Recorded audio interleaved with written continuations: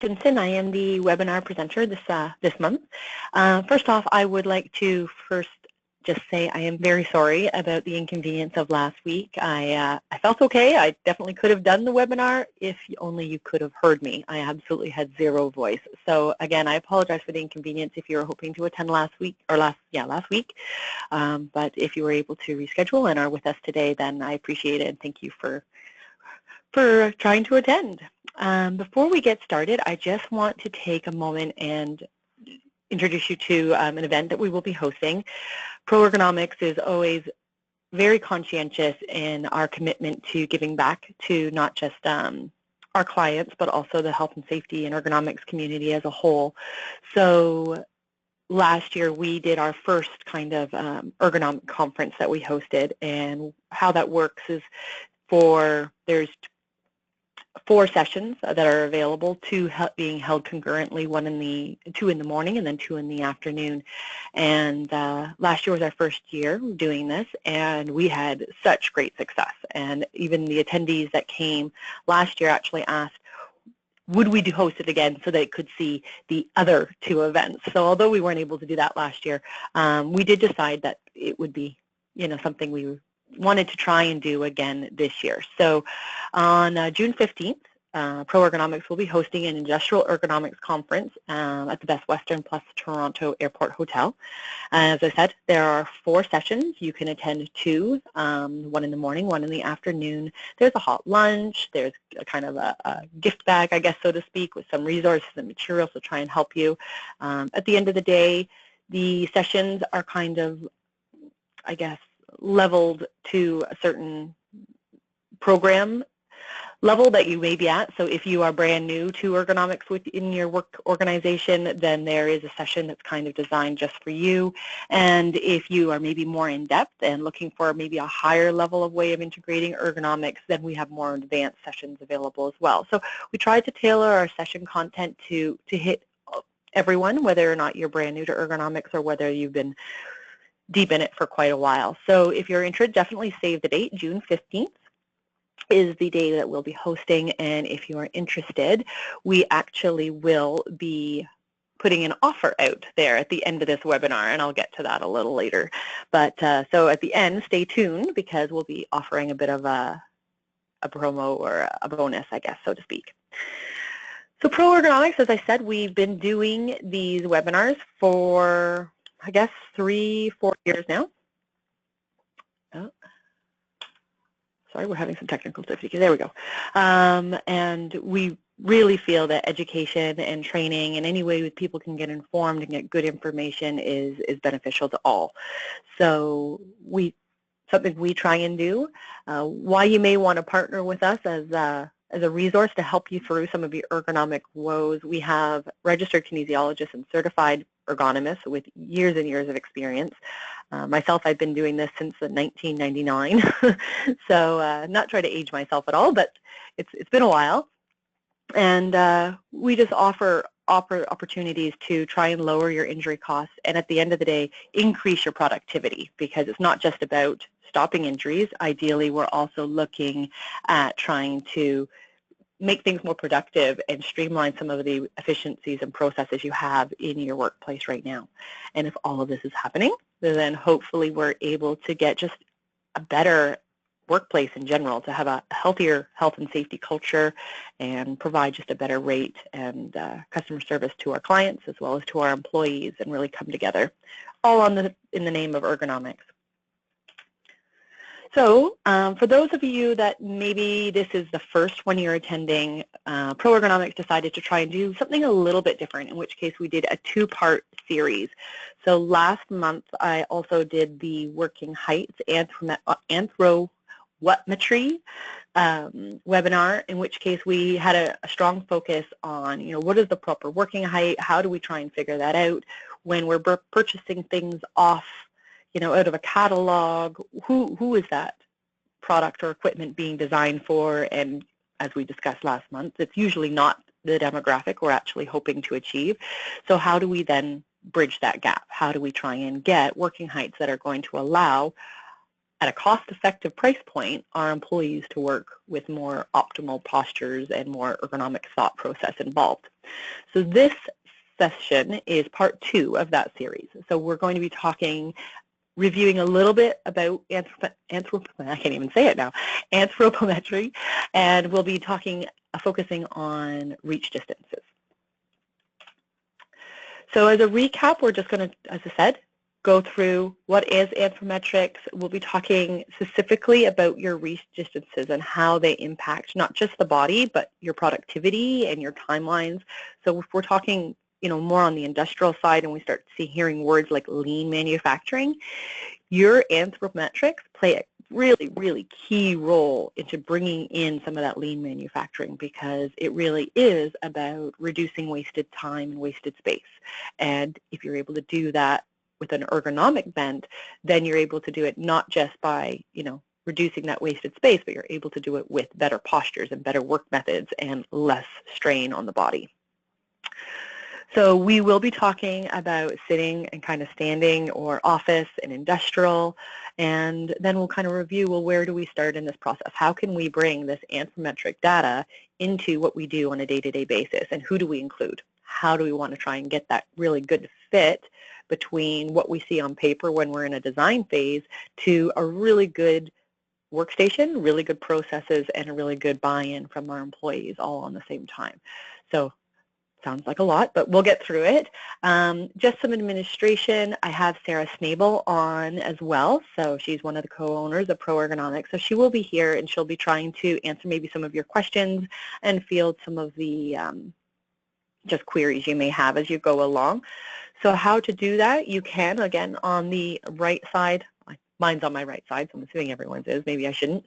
But on the webinar panel, at the very bottom line, there is a chat section. And we encourage you at any time that you have questions or maybe even comments, try and put information in there, and we'll try to address it. As I said, Sarah will probably be fielding most of it so that it doesn't distract from my flow. But if I need to address something, then she'll alert me to that, and we'll work from there. So again, just put your chat or your questions in the chat section on the last row of the webinar panel to wherever you have it on your screen. Okay.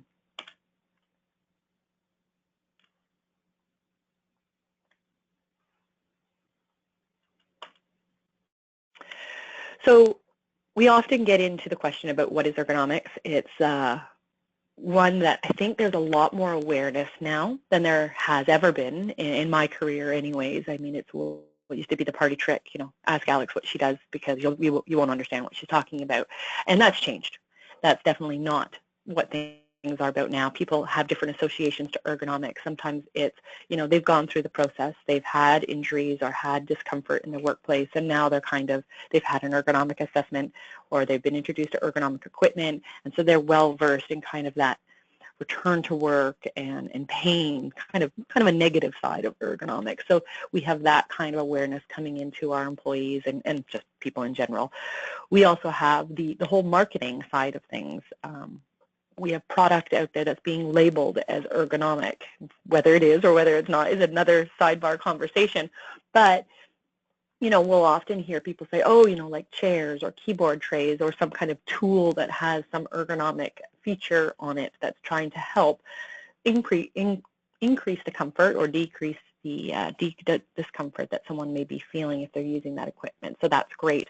And then we have that whole posture section. And really, when we look at ergonomics, when we're looking for kind of a really brief definition, we have this fitting the work to the worker. And we can't say that we're doing that well unless we're really starting to look at anthropometrics in that design phase. So if I know that my elbow height is, 40 inches, then it stands to reason that my workstation is going to be designed with that elbow height in mind. Now, I am one person, and that sounds ideal, but we don't have the ability when we're trying to fit the work to the worker to take every individual person's elbow height or arm reach or eye height and design an individual workstation for each. So how do we, as administrators of a program, still try and get that benefit of proper posture and proper alignment and lower discomfort and the right equipment, all to fit in to allow that worker to work. And your anthropometrics is your saving point. So you don't necessarily have to do the legwork and take all those measurements because someone, usually the military, someone out there has already done that work for you. So we're able to take our anthropometric data and use that in our design kind of queries or questions or just approach, which is great. So if you are new to ergonomics and you don't have a robust program at your workplace, then this may be something that you kind of want to put in the thought processes now and try and figure out ways to building anthropometrics into some of your, just whether it be purchasing, when we're purchasing equipment, or purchasing at the right size, or something with more ergonomic thought process involved. Or if you're deep into ergonomics, then now may be a really good time to put ergonomics into things like, your workplace inspections or your design reviews, and have an ergonomic component and looking at where are we able to do that anthropometric design component in some of the things we're doing already, or better yet, bring it down to the paper stage. We're designing, now's the time, we have a new office going in, we have a new assembly line going in, or a new piece of equipment. We're actually designing it. Let's make sure that the working heights are going to fit the biggest population possible. So anthropometrics are really just the study of the human body, its dimensions and the measurements. And as I've shown here, today's topic, we're going to be looking at really focusing on that arm. The arm is going to be the key. I'll touch on a couple other kind of like upper vertical, high or low reaching, which really is a recap from last month's session. But we're really going to be focusing on that arm component. So the length of the full arm, the length of your forearm, and looking at, well, where are reaching our work envelopes, and where are we putting a negative impact on the body if we're not working within those primary work envelopes. So just to give you a little bit of background, and this is new, this wasn't in last session, so if you attended last session, this may be helpful for you if you've decided to maybe look into anthropometrics with a little bit more depth. So we have several sources of data for years and years. We use the 1988 answer anthropometrics data. Again, it was Army-based, as is the one we're mostly using now. But we now have, as of 2002, the Caesar tables kind of came out, and they're a little bit broader on who they involve, and it's a larger scope. So the data covers a more representative, I guess, population, specifically of North American demographics. So we're able to get a little bit better data there, and as well, it's a little bit more current because the anthropometrics do change slowly, but they do change over time.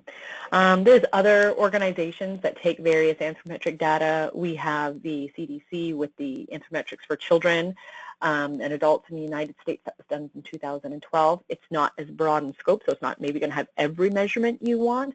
It's going to be specific to the information that they were trying to capture, but it is available out there specifically if you're looking at designing, let's say, for childcare workers or schools or educations or that type of thing. Then you can actually get that the child anthropometrics in there, which is not currently covered in the 2002 Caesar tables. The World Health Organization is another one that offers kind of growth reference. Again, not as broad in scope, but it's good, reliable data out there if you are looking. So there is other information that's a little bit more specific to other nations. The UK has considerable amounts of anthropometric data around various industries and demographics of their working population. So another great place. I mean, I think we can barely say our demographic probably isn't hugely different from that in the UK. So you could borrow from some of their information as well. So the numbers you'll be seeing today, however, are going to be focused on this 2002 Caesar anthropometric tables, and it is something that you can download. The database itself is quite pricey, so if you're looking at purchasing it, you can do that, but just take a big breath before you press on the cost button, because you may get a little bit of shell shock. And then, but the actual paper document, the white paper, you can download and use those measurements there, and they're quite easy to use. So how they kind of can work, and if we're using them appropriately, essentially it's going to allow you to design a workstation theoretically to fit each individual worker. And we talked last time about how we can do that and how we don't ever really design for the average person. We're actually usually designing for either the smallest person or the largest person. And if you're interested in going into that, it goes into a little bit more detail in last session. So if you're interested in learning what I mean by not using the average, please just download that last month's webinar, and it'll touch on that a little bit more than we will be this month. So if we're able to do that, we're going to be able to allow people to work in neutral postures. So you're going to be able to maybe ask some of those demanding production requests that we have, you know, when we have short cycle times, or we have production that's kind of, we know is going to be potentially higher than what is ideal. If that's the case, then we really need to focus to make sure that postures are neutral, because otherwise we're going to be running into inflated areas of musculoskeletal disorders, which is something we obviously want to avoid. So if we're designing for the person, we're going to be able to improve their comfort. Why? Because they're not going to be in those awkward postures. They're not going to be turning themselves into a pretzel, and they're not going to be doing it over and over again over an 8, 10, 12-hour shift. And therefore, we're going to reduce that muscular strain and fatigue so that they're going to have more energy. They're going to be able to put in more productivity. And then we're going to be able to, as I said, see a real move and shift in that ergonomic culture and improve that in the base as well. So, as I said, just touching on this, you know, we have this diagram here that shows, you know, we have all these people in blue that makes you kind of think that those are the people we're trying to design for, when actually it's probably, our picture looks more like the opposite. We want to try and design for the gray. We know that there are going to be our very, very tiny and our very, very small that we may not capture in our anthropometric tables. Our anthropometric tables, again, if you're looking for more detail, please just download the last month's webinar, because I do touch on this a little bit more, but it's your basic parabolic statistical curve. So we have a standard deviation. Most catalog product is going to be touching on, let's say, our average adult or our 50th percentile population. And as we build out, we're going to have the small to the left, we're going to have the tall to the right, or our weak to the left, and our strong to the right of that parabolic curve. So we understand that there's probably, you know, 2.5% on either end of that spectrum that we're probably not going to be able to accommodate. But if we can accommodate 95%, then we're doing really well. And that's going to be our goal. That's always our goal in ergonomics, is trying to accommodate that 95% of the working population. So we do not want to try and, design for the average. We want to try and figure out a design method or strategy that's going to allow us to say, you know, if this person isn't going to be turned into a pretzel, then no one else will either. So one of those things, kind of example of that we touched on, is, you know, door clearances. You know, if you design a door tall enough for your tallest person, that you are actually accommodating everybody else underneath that, because no one is going to be at risk of hitting their head on the door frame. So that's the principle we're always kind of look for.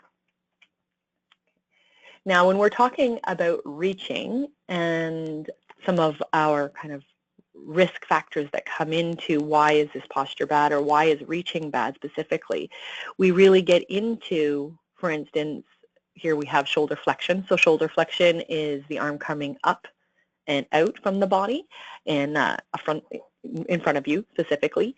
And doing that once isn't going to be a problem. You could reach out as far as you can. It would probably be a great stretch, and that is going to be a non-issue as far as a musculoskeletal disorder is concerned.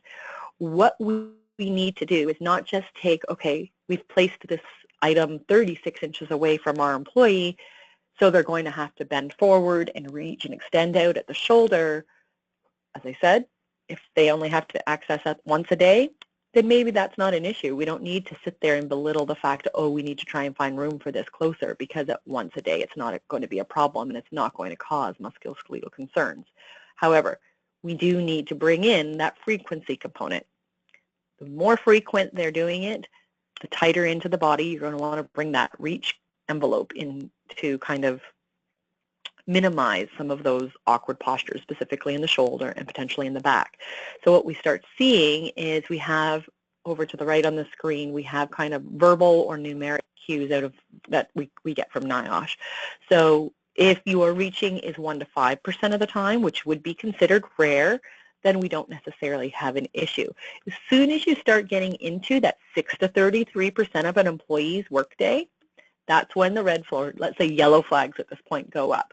So at 6 to 33%, we actually have reach guidelines that tell us if we're accessing this occasionally, then it should not be X amount further than the body. And don't worry, I'll tell you what that X is.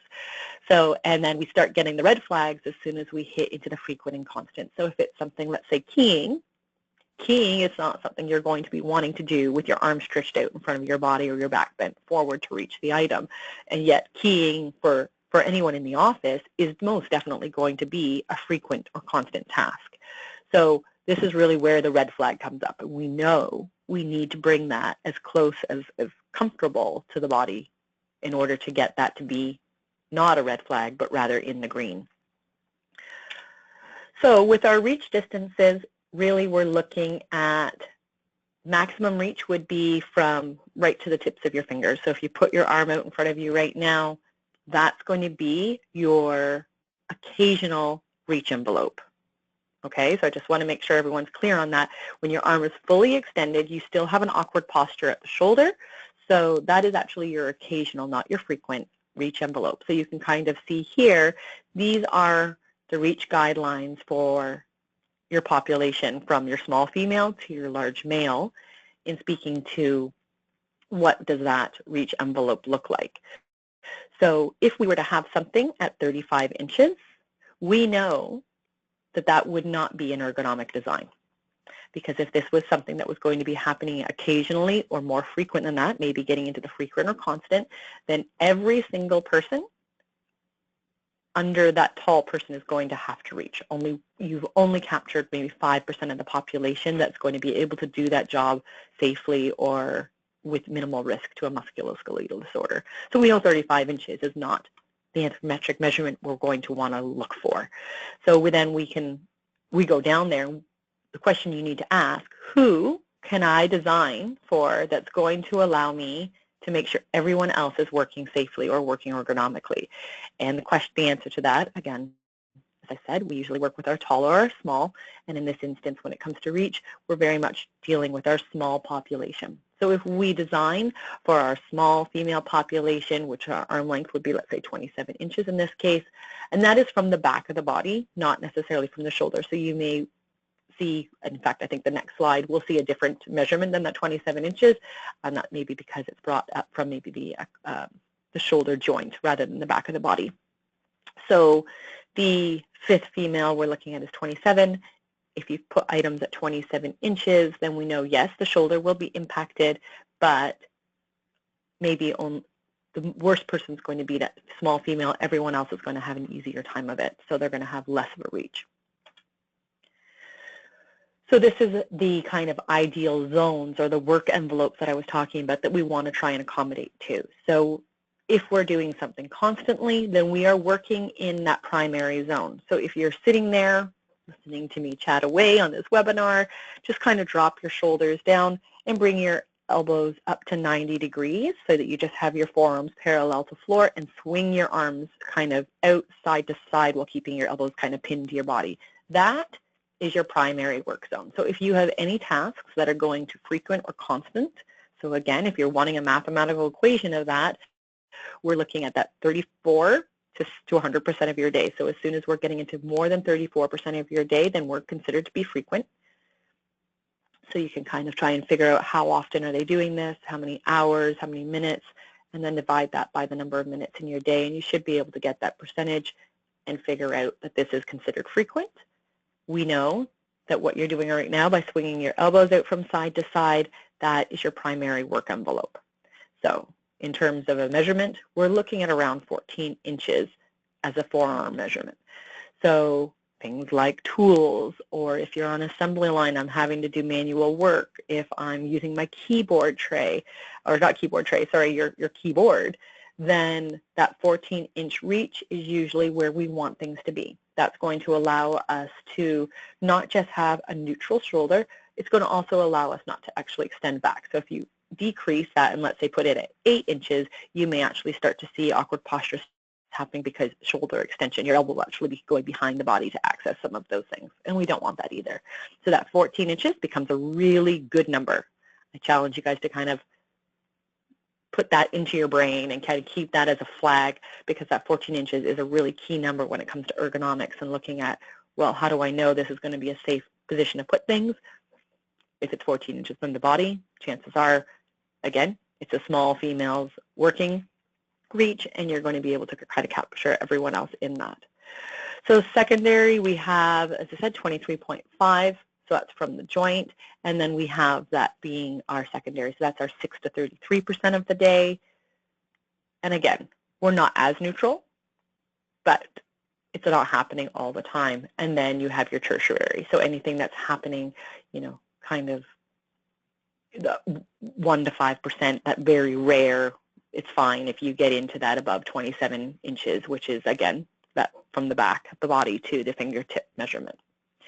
So the same thing can apply horizontally. So we're looking on a kind of a, I guess, out from the body in front of us, but to the side as well, and we have our measurements there as well. So our 18, our 23, and our 28 is kind of the same zones you want to be if you're putting items to the body, whether you have an L-shaped desk or you're putting bins and that kind of things to the nature to the side of the body. That's kind of the work envelope you're wanting to work in there. Again, it's all for the smaller workers, so that your taller workers are not going to have to reach either. You have fairly good security in these numbers that you're going to be providing the most optimal postures that you possibly can. So what does this mean? So as I said, these are kind of your time limits. So 21 to 60 minutes of an hour is going to be your kind of constant, so your frequent or constant work zones. Anywhere from 3 to 20 minutes in an hour is going to be your secondary. So you could have, if they're not doing it very much, up to 20 minutes of an hour, they could do it and still be in that secondary zone. And then 1 to 5% or less than 3 minutes an hour is going to be your tertiary. So that's just kind of giving you some time markers for those percentages so that you don't have to necessarily do the math later on. You can kind of figure it out or estimate. So if I know I'm on the phone for half an hour of every day and my phone is at the very back of my workstation and I'm constantly answering that for half hour of every hour, that's probably not the best position for my phone. I'm definitely going to want to bring that over into my primary zone. So you also kind of want to look at this from the injury side of things. What am I doing? So yes, you've told me from a time measurement or a time study perspective where to put things, but what happens if I do put it further back or put it further out to the side?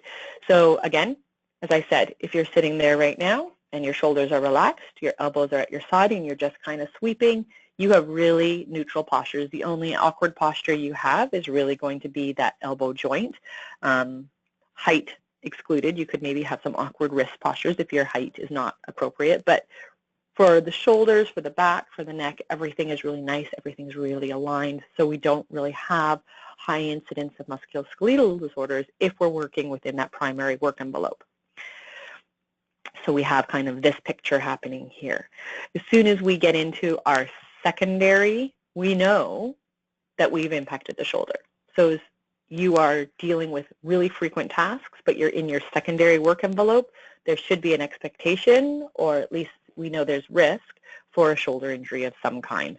So we start to see that that shoulder is constantly coming either out in front of the body or out to the side of the body. We want to try and avoid that. So we always want to then, if the time or the frequency warrants, try and drop that back into our primary. And lastly, then we have our tertiary. So anything beyond that 27 inches, you will have to now not just bring in the shoulder to access that item, but you're going to bring the back in as well. So now your injury risk goes up even further because we're now not expecting just shoulder injuries, but we now may have back issues, and because depending on the angle, we do have a weight or a moment happening at the neck, so there may be some neck concerns as well. So your injury potential really increases exponentially as you pull things out away from the body. So reach really becomes important in our design to try and minimize those risks.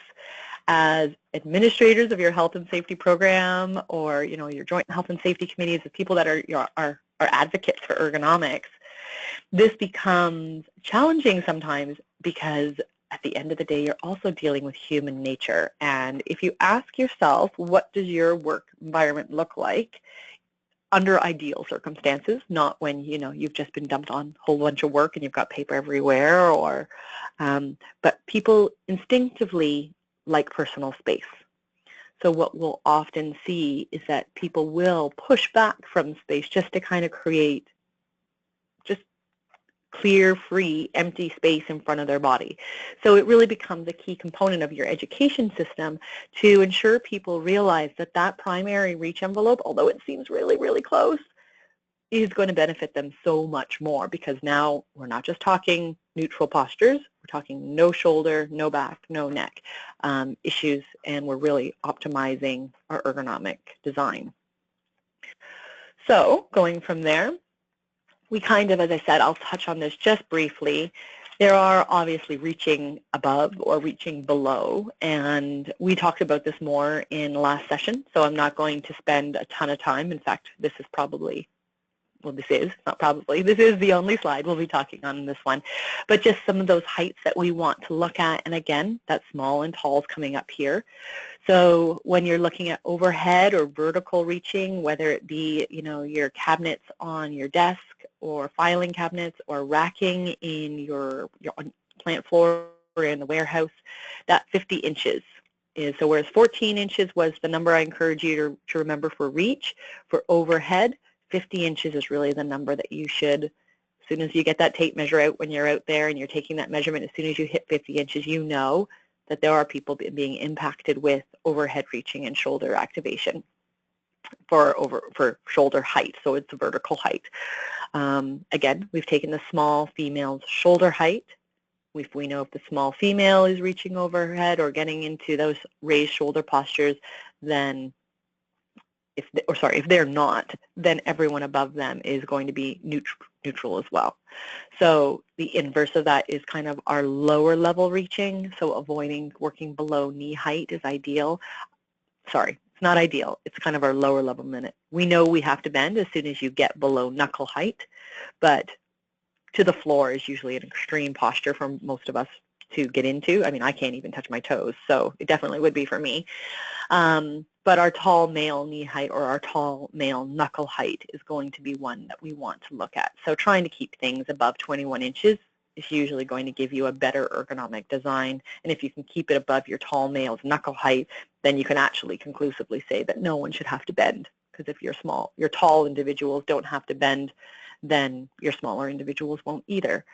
So try and, as you're kind of building your ergonomic program, try and embed some of these measurements in there as kind of, as I said, your red flags or your yellow flags, so that going into things that, okay, there's going to be people at risk here. It's very easy when you're trying to do assessments to kind of get blindsided by watching just one person do the job. So we assume that the postures, the reaches, the overhead, all of those things are going to be representative of every single person, and that's not the case.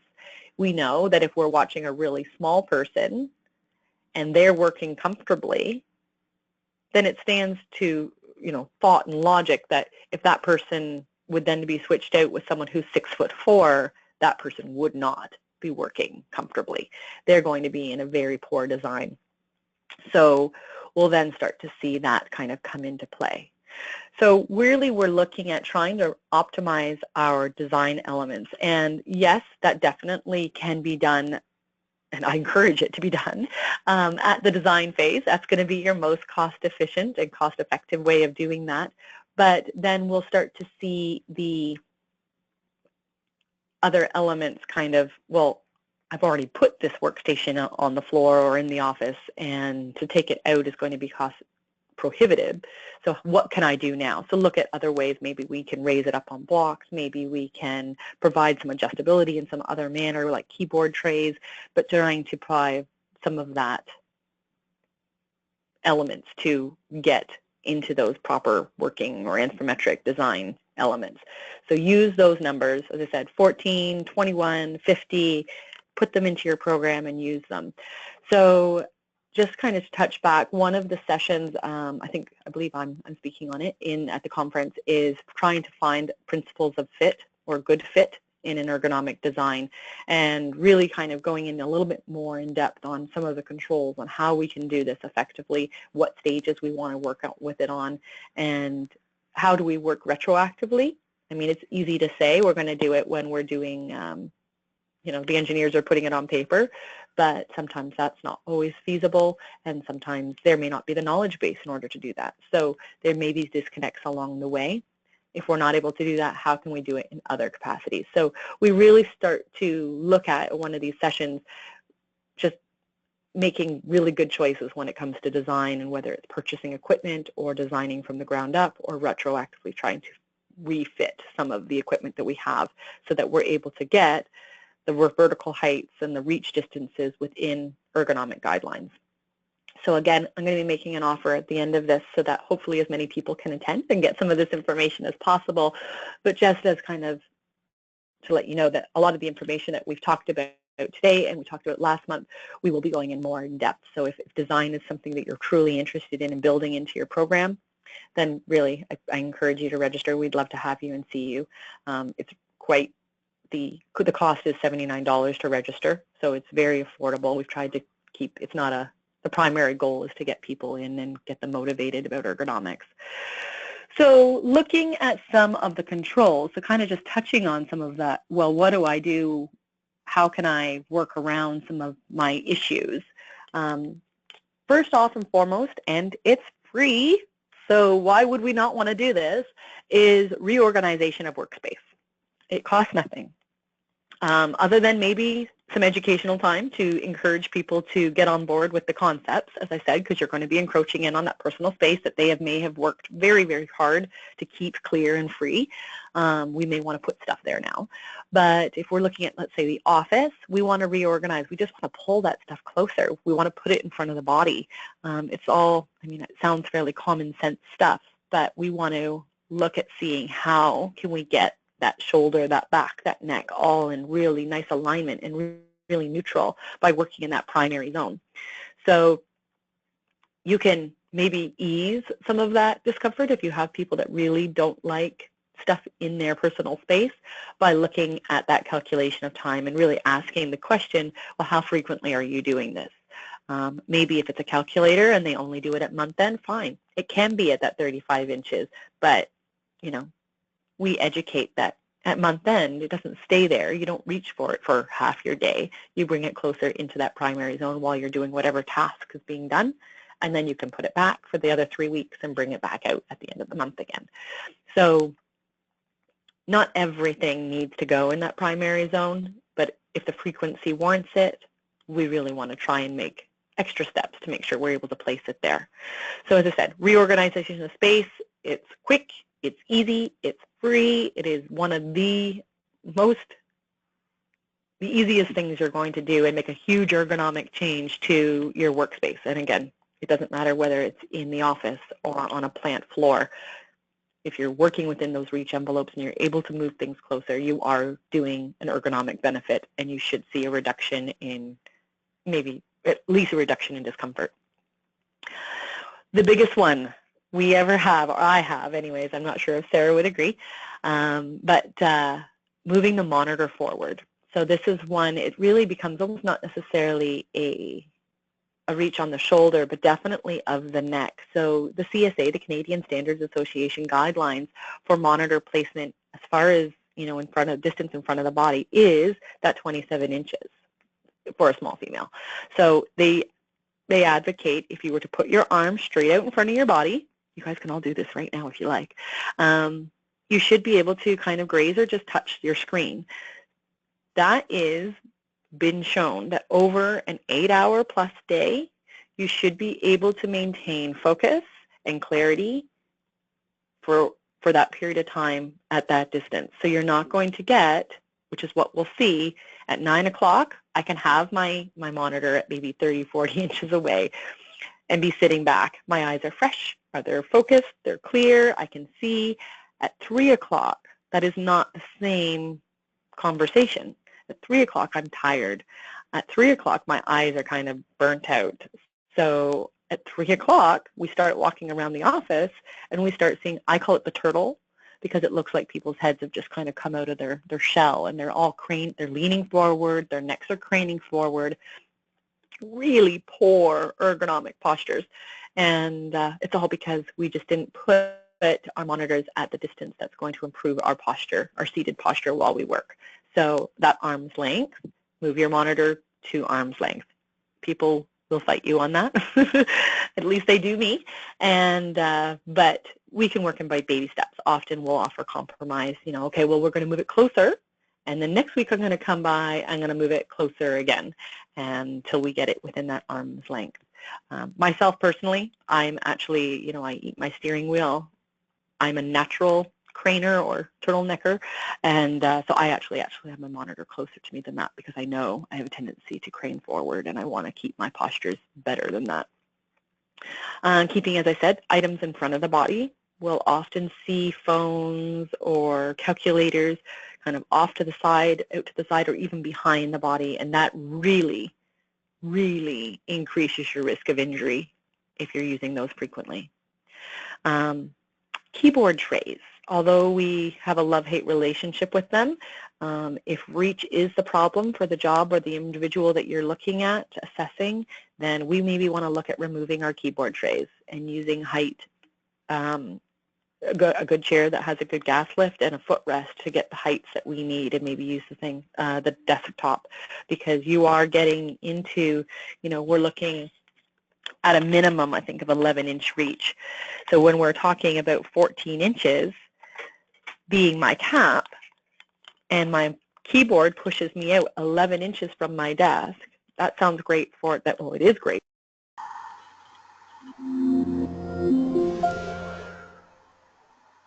We don't want to do that. We don't have a good worker to work fit. So we may need to look at removing keyboard trays to reduce some of our reach distances. Angled document.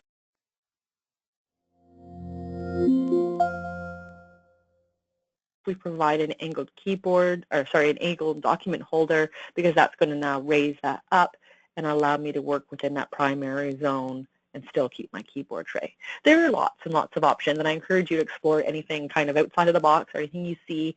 You're always willing, you know, we encourage you to look at, you know, calling us if you need to, send an email and ask, you know, this is what I was thinking, does it work, that type of thing. Sorry, I just had a question come up, so I was just reading it.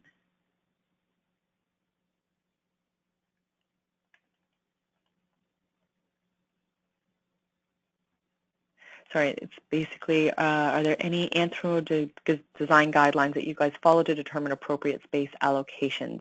For instance, designing a supply area, how much clearance is required to actually fit someone without cramming shelves? There's lots of design elements out there that we could bring into that. It's not necessarily the focus of today, so if you're wanting to have that conversation, please just give us a call and we can talk a little bit more in depth about, you know, layout in a bigger or broader sense of the word.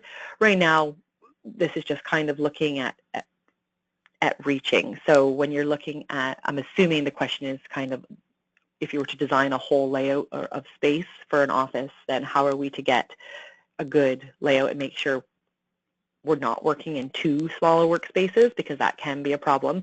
I remember there was one instance, it was someone who they thought they were being proactive. They just redone all of their office workstations, and they asked me to come in and said, you know, before people get bad habits, we want you to set them up with a brand new work layout, and we want you to come in. And I was thrilled. I mean, unfortunately, we don't get that proactive approach from all of our clients at all times. So it's always nice when we see people trying to work proactively towards reducing injuries and not have them come up in the first place. And as this individual said, prevent those bad work habits, because we know they're going to arise. But when I went in, it really was the motivation for the redesign was real estate. they were putting more workstations in the same footprint, and it was a time where, you know, desks were now 12 inches, so there wasn't even enough room. So we were really getting into working behind the body a lot of the time, so it became the opposite reach. Okay, so now for the, you know, more industrial side of things, there's things we can do as well. And if I can get my slides to progress, we will look at them. There we go. So again, bringing in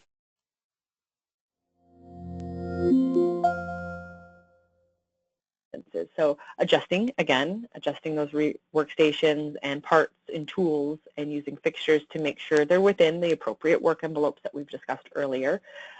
Again, same as the office, it's free. We want to just move things closer whenever we can. Sometimes we run out of space very quickly, specifically out on the plant floors or the operation side of things. So looking at how we can maximize the footprint or the real estate we have in the workspace. So rotating surfaces, you know, skids are 48 by 48 generally. That definitely is exceeding all my ergonomic guidelines that I've thrown out there today. So if I know that I can maybe have people walk around, great, that's free. That's not always possible. So looking at providing a rotating surface so that skid can now rotate. So I now know 24 inches is as far as I'll have to reach. So if I can bring it up and bring it closer, I've improved the ergonomics. Angling bins. In the picture we have here, you know, that bin tote is 21 inches long. I could turn it so that I'm reducing the reach that way, but if I have several of those and I don't want to take up that kind of horizontal space, then providing an angled bin holder will allow those items to fall always to the front, and I'm going to have minimal reach that way. Use of step ladders for reaching above, trying to bring things up for reaching below, and just kind of really focusing on a little bit of that lean manufacturing. It's not necessarily lean manufacturing and ergonomics sometimes come head to head on where we want things placed, but some of the principles, they speak the same. And we're talking about the productivity of ergonomics. This reach and working heights really becomes key, and it comes down to basic math. So if I have to reach 35 inches, that takes X amount of seconds to do that. If I bring that in, so that 35-inch reach we know is impacting the shoulder, impacting the neck, impacting the back, and it's impacting productivity because it's going to take 0.9 seconds to do that reach. If I bring it into my 14 inches, into my primary work zone, now I have completely neutralized the body as far as awkward postures go, and I'm now looking at maybe a 0.2 amount of time in order to do that task. So you can see that there are ways of increasing productivity without it always negatively impacting the musculoskeletal side of the equation, and that's always what we're trying to do. Okay, so looking at some of the things that we have available to us can always help trying to improve some of that worker design fit. So kind of how are we able to do this? So as I said, ideally, let's do it on paper. It's cheaper. It takes a lot less time and energy to erase something than it is to move out equipment or try and rejig equipment and try and do it safely at the same time. So this is, again, a repeat from last month. So if that's the case, you kind of can build on maybe some of the thought processes that we started with last month is kind of AEIOUs. So first thing you need to do, you need to know when reaching is happening. You then need to assess or evaluate its risks. So if we've identified that, you know, I need to right now in my workspace, I need to reach for my phone, I need to reach for my calculator, I need to reach for my paperwork and my notebooks that I've assessed for the jobs that I've done. So those are three things that I know I need to bring closer and evaluate. But wait, my desk and workspace isn't that big, so I need to now figure out what can move out. So that's where you get into the evaluation. Where is my severity? Where is my risk of injury? Now I need to say, okay, well, what am I using the most? What absolutely needs to be in that primary work envelope and what doesn't? So that's where you're going to get into that time study bit, and we're going to figure out what needs to be close, what can be pushed back, and what can be pushed back even further. So once I've done that, once I've figured out where my reach hazards are, once I've determined, kind of given them maybe a red, yellow, green as far as what needs to be close, what needs to be further, or what needs to be, really a non-issue at all, ever, then I can move into investigating solutions. And maybe that's just plunking things down in a layout, again, ideally on paper, and figuring out where is it best going to be accessible and user-friendly, or looking at maybe some tools to help us with that. So again, that's coming into maybe looking at purchasing things. As I said earlier, just be a little bit, buyer's beware, so to speak, because a lot of the things that we're purchasing out of a catalog, whether it be your Ackland Granger, whether it be your Grandin toy, a lot of them will come into the average adult person. So you may think you're buying something that's going to help the situation, but now you've bought a chair that doesn't go up high enough, or you have bought a document holder that prevents me from seeing my screen because it's not adjustable in any way. So make sure that that investigation of solutions is really quite thorough, so that you're not creating problems. It becomes frustrating for the workers. It becomes very frustrating for you as administrators and assessors. So to take the time to suggest something, put the money and the time out there, the cost of the item that you're purchasing, and then have it show up and not be the right thing, we want to avoid that at all times, because it really takes our ergonomic program back a step and kind of puts a negative spin on what we're trying to be as a positive solution to the problem. We always want to try and look at optimizing the task or job. So this may be an opportunity where, in starting out trying to assess reach hazards and evaluating that severity, we may actually come up with a whole other process or way of doing things to optimize how we're able to do it. And that's always going to be where you're, again, getting that tertiary benefit of proper design and the proper evaluation. So looking at ways that it doesn't always have to happen the same way. You can definitely go outside the box and look at ways to optimize the task, because if we don't have to maybe reach for it at all, if something else could do it for us, maybe it can be embedded into a Excel spreadsheet, so I don't need my calculator. Let's do that. Let's minimize the stuff and the clutter around us so I don't have to reach for that. It's going to automatically do it, and it's going to optimize things, because if it's doing it for me, now it's not an extra step that I have to take. So when you're following your AEIOUs, there is lots of opportunity to improve not just the workstation layout or design, but optimize the process as well. And if you're utilizing your resources with you at your disposal, which should always include your employee, it's also going to optimize that kind of that culture, that everyone's kind of thinking on the same page, that we want to do the same things. We start seeing, if this is happening, that there's less resistance when I want to move monitors forward, because they've already have the education, they're already on board with what the message you're trying to send out there, and everyone is kind of thinking ergonomics and thinking smart. Let's work smarter, not harder, that type of mentality.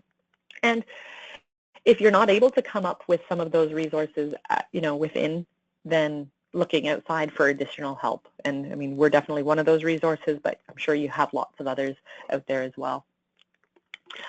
Sarah's just posted a comment saying, if anyone has a question but is unable to see the chat question window, look for the option to raise your hand, and she will send you a direct message to get your question. So just to make sure that everyone is kind of getting heard, if they've been trying to send out questions and haven't been getting a response, Sarah is answering questions, so she can address some of those for you. Okay? Sorry. Okay, so again, this is kind of a recap from last time. Our Joint Health and Safety Committee is often ones that we'll bring in as to who to include in this whole design conversation, because they're going to have a nice cross-section of people to give you impact and feedback on whether or not this is going to work. If you're doing it from the paper stage, that's great. More information is better than not enough. Looking to your managers, for process flow and your operation side of things, looking at, well, no, we need to do this, or no, this is actually something you can change. And depending on your industry, change may not be as scary as you may think.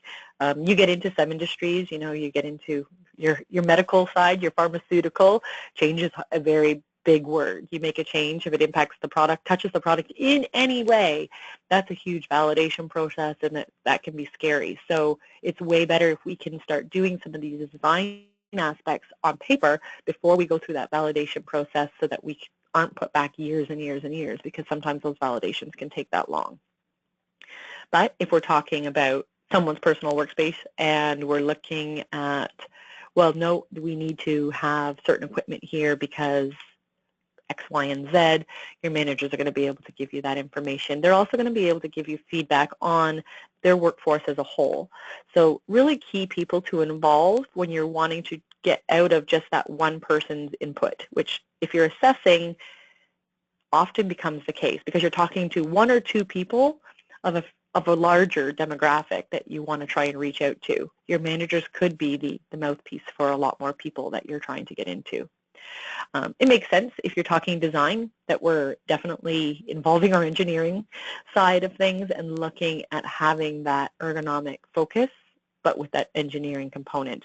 Not everything. I mean, one of the biggest things that always comes up, and this is a safety ergonomic issue, is light curtains. The mathematical equation on how far you have to put a light curtain out usually is always outside of your primary work zone.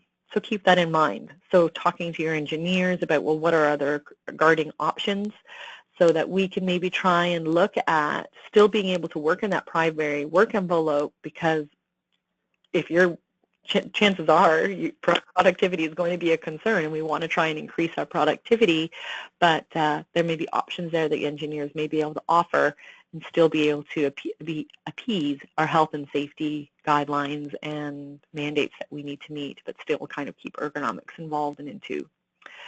So I have employees here on third, but I feel like they should have actually gone first.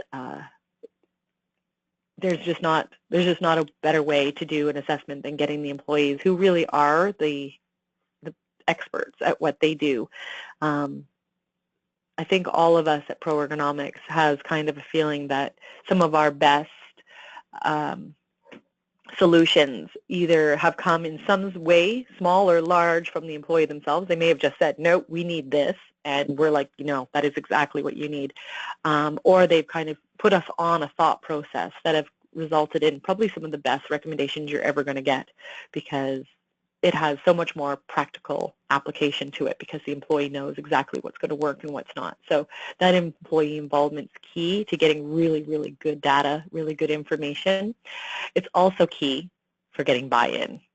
As I said, change can be an ugly word, and if we just fly in and start rearranging and pulling monitors and pulling bins and moving things closer and putting things where they need to go, and there's not that conversation, there's not that education component happening between you and the employees, then you're going to go back next week and everything is going to be back exactly where it was you put it, and you're going to be fighting an uphill battle. So, and as well as they're probably going to be annoyed because someone touched their workspace without kind of telling them. So definitely we want to look at the employees, and if you have availability to an ergonomist, whether it be contacting us through email, doing a full-on assessment, just getting some of that really kind of specialized subject matter expert kind of data from wherever you can is always sometimes helpful, specifically on the challenges, the really challenging ones. I mean, some of the easy stuff like just, we're just going to remove the keyboard tray and therefore she can go on the desk, that's fine, but if you're really sitting there scratching your head, don't. Okay, so as I said, we all are making an offer. So we are actually giving away, as we mentioned, the industrial conference a few times today throughout the webinar, and because we're so excited for the event, this is the second conference of its kind, and with the amount of positive feedback we had, we would have only wanted to try it and extend it out again this year. So, as I said, the offer will be that for every month till the end of June, or so I guess to the beginning of June, because the conference is on the 15th, we will be giving away a free registration. So after the webinar, we will send out an email that kind of says pick me. If you are interested in attending the webinar, just reply and send it right back to us. And you will be put into a draw, and we will be drawing to provide a free registration for at least someone on the webinar today. So your chances are fairly good. And but if you're not the lucky winner, then as I said, we've worked really hard to kind of keep the price point as low as possible so that, you know, we are able to kind of get as many people as possible. So $79 is the cost for if you don't win the registration. The points have been approved by the HR Professionals Association as well, because we're certified ergonomists. All sessions will be taught by certified ergonomists. They are also applicable for many of the CRSP or CCPE points that you may want to get for the designations that you do have. As I mentioned, there's 4 sessions. So what we found last time is that often there would be people would send 2 people so that all 4 sessions could be attended to. But again, keep in mind there is kind of a beginner and an advanced session. So if you know that you're at an advanced session, then that may not be necessary. We will be providing a hot lunch and a take-home package for you with some tools and resources for you to kind of build into your system. So I wish you good luck. If you are interested, again, just respond to our email, and I hope you're the lucky winner. And we hope to see you next month. I believe the next month we'll be talking a little bit more about return to work programs and that type of thing, and how to build kind of better systems in place. So we hope to see you then. And if you have any questions, please, if we haven't had time to address them today, I think Sarah's been busy. I see lots of bubbles coming up. But if we haven't addressed your question, give us a call, send us an email. We'd be more than happy to help you with any of your anthropometric reach challenges that you may be having. All right, take care, everyone, and have a great rest of your Wednesday. Bye.